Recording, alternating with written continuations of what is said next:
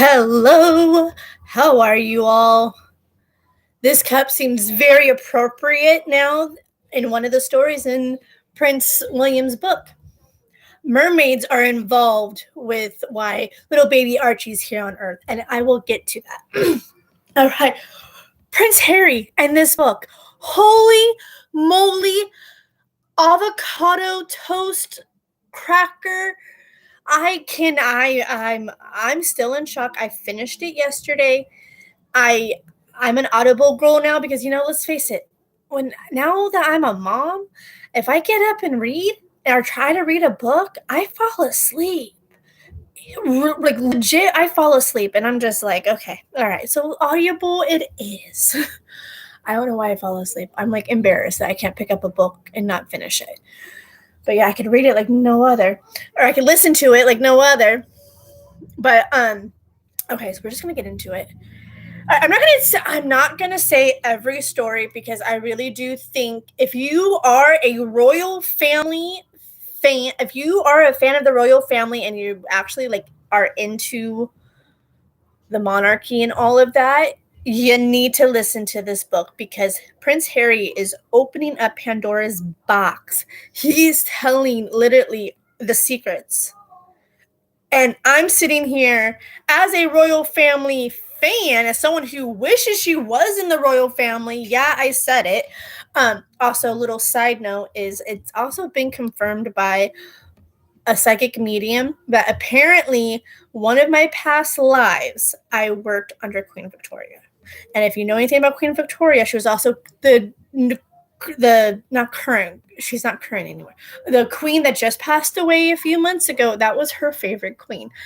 Apparently I was like a maiden or something where I worked with the kids and I was like a boss bitch, I guess. Like I was like top notch. I was like up there. But funny thing in that, I looked at pictures of Queen Victoria. I kid you not, guys. I kid you not. I have physical similarities to Queen Victoria. Like our nose, puffy eyes, resting bitch face. Like her resting bitch face, the way she holds her mouth, I'm like how do I look like Queen Victoria? It's pretty badass, I'm not gonna lie. But like literally go look at Queen Victoria pictures. I wish I could go and screen share this or like somehow like have slides. I'm trying to figure out StreamYard. If you are a pro at StreamYard, can you like message me somehow? Like find me on, I don't know if you can message here on not Instagram, on YouTube, but I know you can message like on Instagram, Facebook, and all that. Same name, Serafina, same profile pic, all the things. I think the profile pic's a little bit different, but the purple's behind there. If you see the purple, you know it's me. I don't know where to start. Let's just start from the beginning. Okay, so this book was broken into 3 different parts. The first part was literally, I feel like he opened it up. He kind of talked about his memories with his mom. They were so touching. Like I got emotional. I'm like, oh, I miss Princess. I miss the Princess Diana. I always called her the Grand Lady. Like to me, Princess Diana is a grand lady. She's near and dear to my heart. And like I said, when she passed, we'll get there. So okay, he goes and he talks about some memories. He talks about how the paparazzi would go and follow, and it got scary. And then he even explained his feelings about the death. And he does admit that he was convinced that his mom was like hiding away somewhere far away, and once all the craziness fizzled out, she would come back and get Will and him. And even he said that even at one point, Prince William had those thoughts. So I had those thoughts as a little girl. I thought she was like in hiding. I never said anything to anybody, but I'm like, maybe she's in hiding. He's like, this is too much. Like, why would the God or universe take her out like this?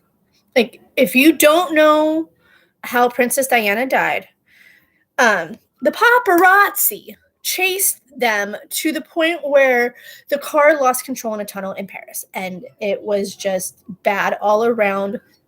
I don't like talking about it. I know it's like it gets super personal for me, and I wasn't even there. It's like it wasn't my mom.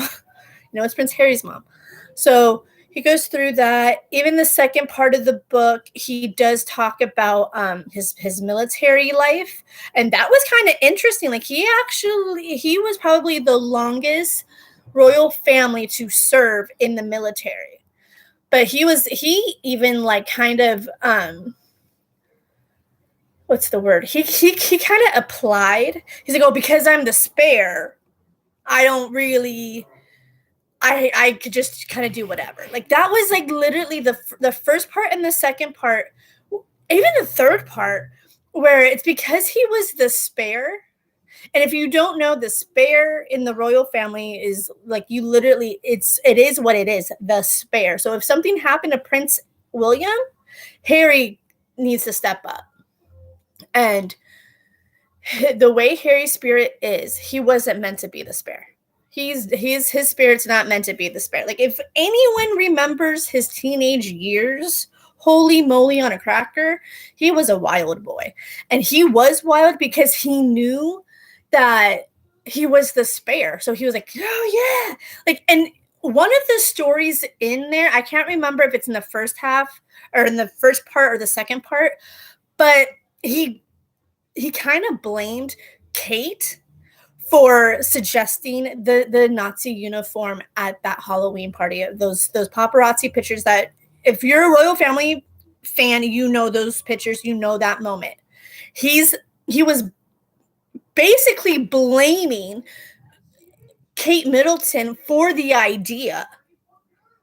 She came up with it, and I have an issue with that because Kate Middleton is a Capricorn, and we do think about the bigger picture. And I'm pretty sure she'll be like, "Ooh, Nazi uniform, not a good idea." Like I'm sure it was a joke because, like, let's face it, as Capricorns have a really dark sense of humor. So I could see her joking about it, but I can't see her being serious about saying, "Hey, Harry, dress up as a Nazi and go to this party. No one will notice you." Really? Some of the stories I'm like, really? I'm like, but at the same time, you have to believe him because he's coming out with, like, it's like, I guess you don't have to believe him, but he definitely talks about the rise and fall, or basically the fall of him and his brother. It started right around the time of after Princess died, and he went to college, and he had that freedom. And once Harry came to the high school, once he came there, even Will was like, "Do not talk to me here. Do not. We're brothers, but we're not brothers. Like literally, leave me alone." And he was like, "Okay, like shit, cool. Can't ask you for a cup of flour." That's my joke. So, and that was kind of like, oh, I'm like, but at the same time, that's brother stuff, that's sibling stuff. Okay, all right, grain of salt. We just keep going through, and it goes, when it finally gets to part 3, when he meets Meghan, that was very sweet. The way he talks about Meghan, and the Audible is his voice. And so that's really, really cool. So if you are an Audible fan, that is right up your alley for sure. You could tell his voice changed, like in the first half and the second part, like the first and second part of it, where he was talking about his mother and how his teen school years, mourning his mama, to going into the military and being a military man for over 10 years. Like those two, like his voice is very hard, very da da da da. Like yes, it is. This is it. Da da da. But then when he got to Megan, I felt like his voice lightened up. Like there was like la la la la la. It was like angels singing. I don't know how else to explain it. That sounds really really weird, but it's like that. He This love is real. This love is real, and going to the I'm just gonna I guess I'm not gonna go into all the stories, but the paparazzi in England is basically ran by the royal family. That is what he was saying, that the royal family sells stories to the press to either make themselves look better. And they pretty much decide who's on top. And when Harry brought in Meghan, I don't know what the actual fuck was going on. What about this woman literally ruffled this many feathers? The color of her skin? That is the most stupidest thing I've ever heard in this day and age. Okay, the older members of the royal family, I mean the ones with the deep wrinkles, the ones that are old and croaking, those I can see having an issue. Okay, because they're old school and all of that. But you guys, in this day and age, we should be more open to interracial relationships. Like little do you guys know, if you know me and you've been following my social medias for a long period of time, you know my husband is Salvadorian. You know he's dark. How we came up with two little white babies, I don't think I swirled enough or something, because it's like, how? I'm like, no. Like, there could have been like a really creamy, like sexy yellow on these kids. I shouldn't say yellow, but you know what I mean. Like a nice little tan. There's no tan on these kids. They're as white as their mother. And their eyes are as black as their dad's. Like, what the hell? So, the paparazzi went ham. And I have to admit, I was part of the problem. My mom and I, we did not like Meghan at first. My mom is still stuck, like, nope, no Meghan, no Meghan. I'm not, She ruined the royal family. Like, that's where my mother is right now. I'm sitting here going, if the royal family treated Meghan differently, this would have been such a beautiful new moment in the royal family history. A half Black woman coming into the family in a moment where Black Lives Matters is a real deal. It's a big freaking thing. And they were even like, I know the Black Lives Matters movement happened in 2020, but leading up to it, there was a lot of this talk. So, my personal thing with Meghan and Harry was it wasn't her skin tone. She felt too charismatic. The way she talked on camera, it was too like, like it felt scripted. It felt very like an actor. It was acted very charismatic, but after watching the doc, after listening to Harry pretty much explain his love for his wife, I just think that's Meghan. I just think that's how Meghan is, because her growing up in Inglewood, she was part of I believe she was an advocate for Black women or women in general. And so she was always really she was always comfortable speaking in public. So I think that's where that charismatic fakeness comes from, where that could rub someone off the wrong way, where it doesn't feel authentic. Like there is moments in the documentary on Netflix where I'm like, this doesn't feel authentic to a point. But she's saying these things and you can feel the emotions in her voice. So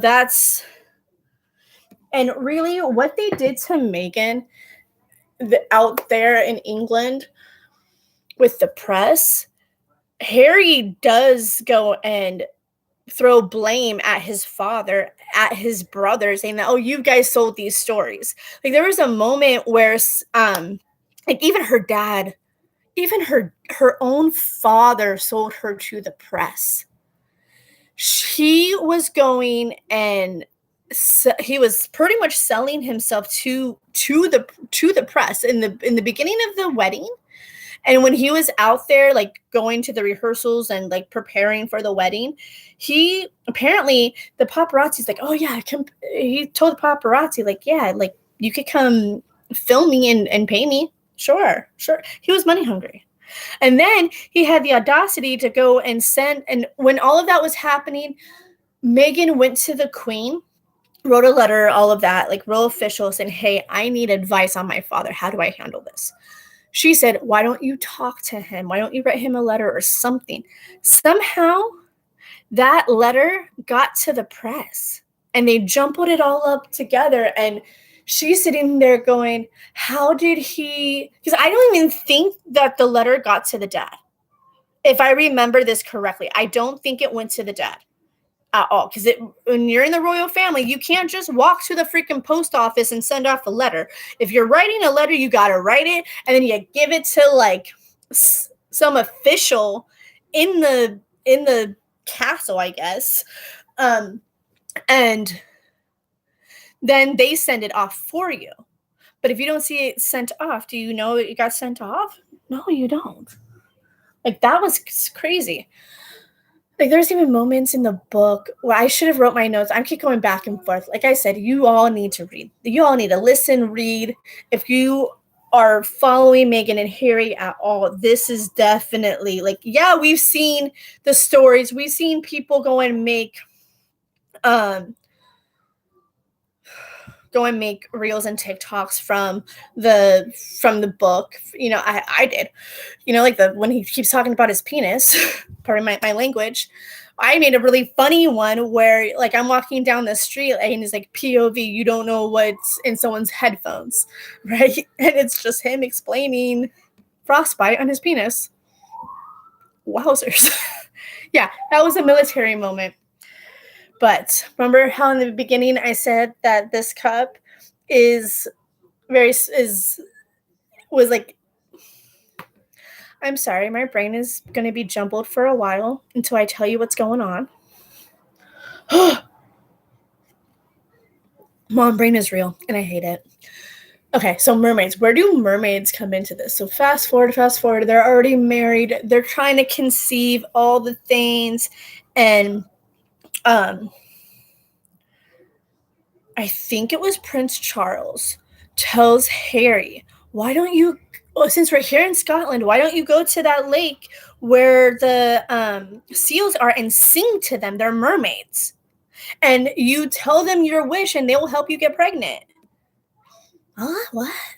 Right?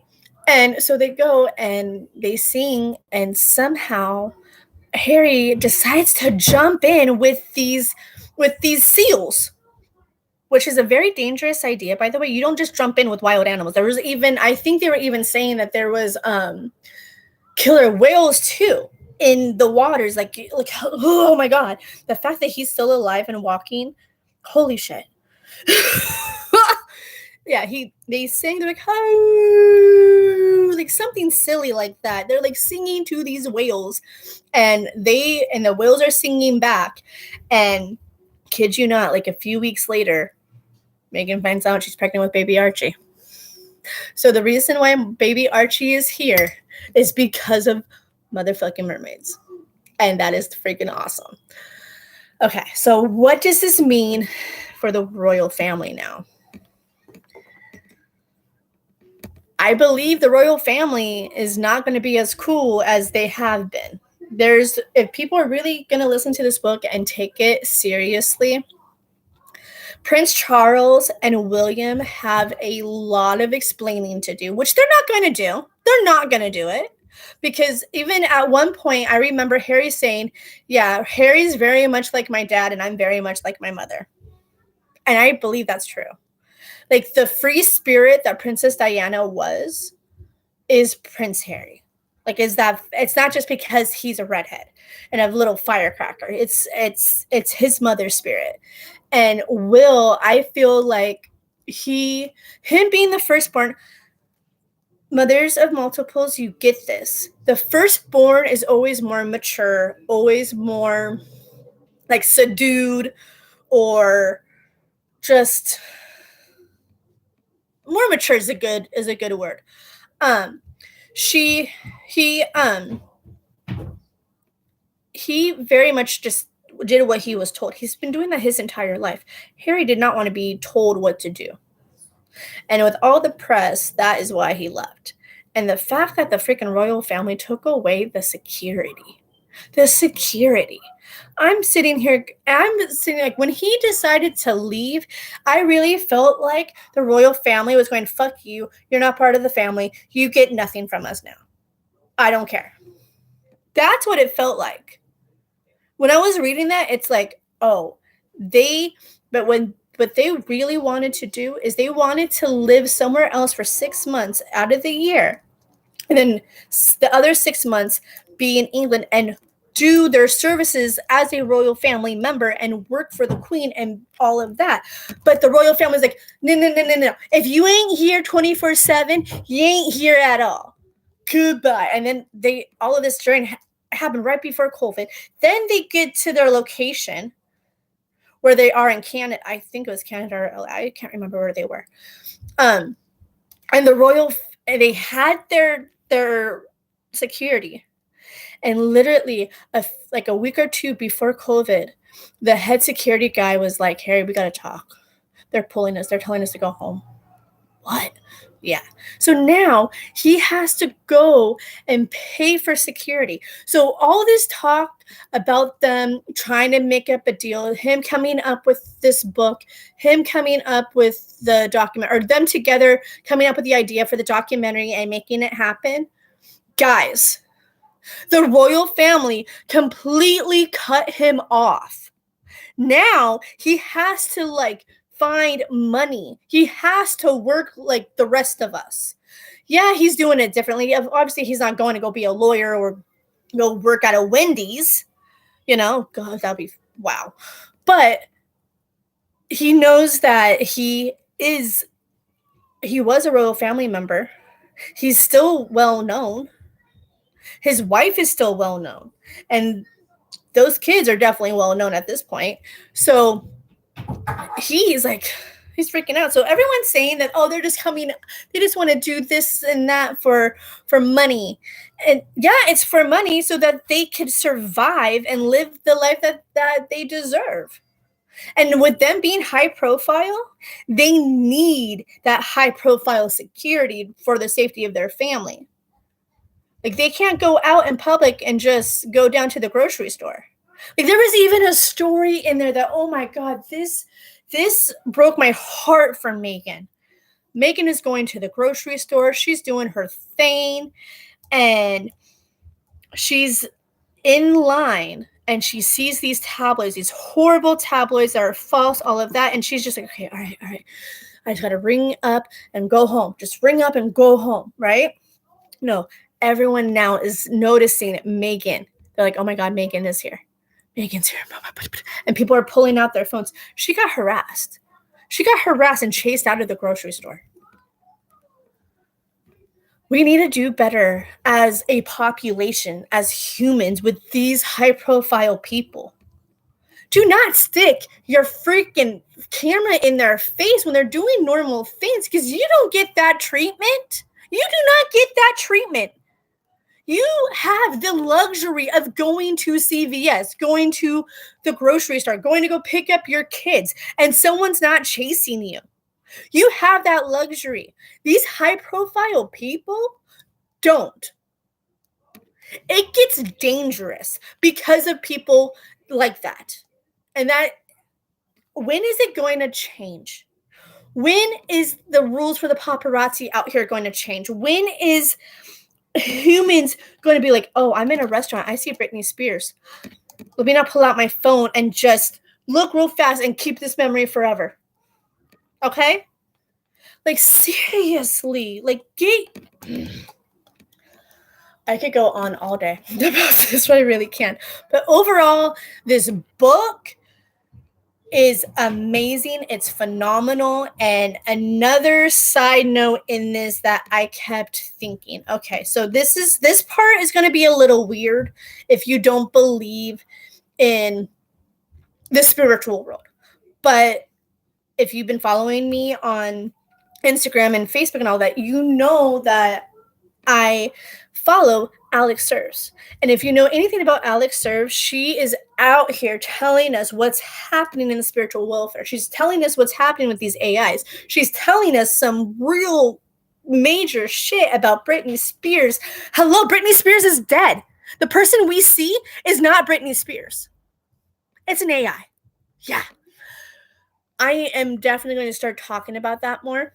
I just haven't figured out how to do it without with confidence. But her saying like, hey, we need to speak out about these things. We need to awaken people. We need to go and just preach what we believe, right? Well, with everything that she has been, her little mission of telling us like, hey, like, I need you guys to speak up and help with this awakening because, you know, something's coming. Something's coming. And if you believe it or not, something's coming. It's like, it's going to be like the rapture. Okay? The rapture's coming. It's not going to be like we think it is. Just follow Alex or she'll tell you all about it all day long.